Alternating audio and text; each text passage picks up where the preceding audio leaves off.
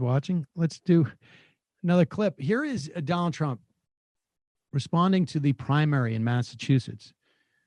And I mean, I guess this could work, but it is, if it does work, it really does sort of suggest that there is a huge, I don't know, portion of the electorate that is just really, really clueless. Here is Donald Trump talking about Ed Markey, his win in Massachusetts. Check out all of the statement he's made on everything. And now he's going the opposite way. But he's agreed to the manifesto entirely, so maybe he'll do that.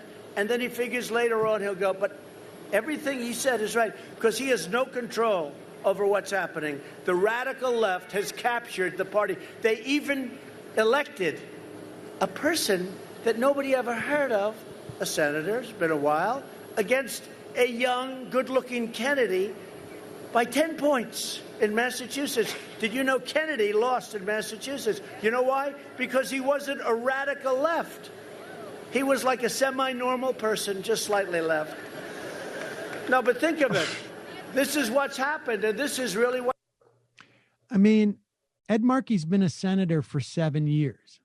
He was a congressman before that for decades. Like was he in Congress for like 30 years, maybe more? It's true. Maybe outside of Massachusetts, people don't know who he is. He's not the most prominent senator, but the idea that this guy's a radical and he's a danger. He's been in office for decades. He joined the U.S. House of Representatives in 1976. So there you go.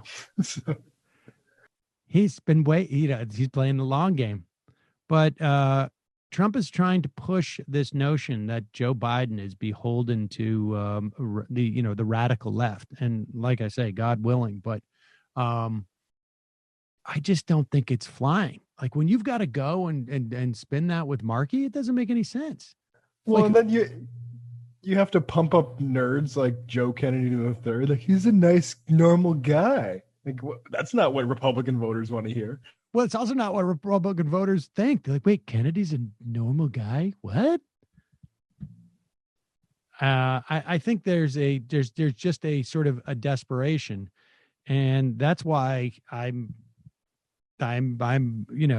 expressing this concern about what they're going to do on election day, because I think we are getting very close to that time where everybody's going to be looking around going like, how is he going to win this?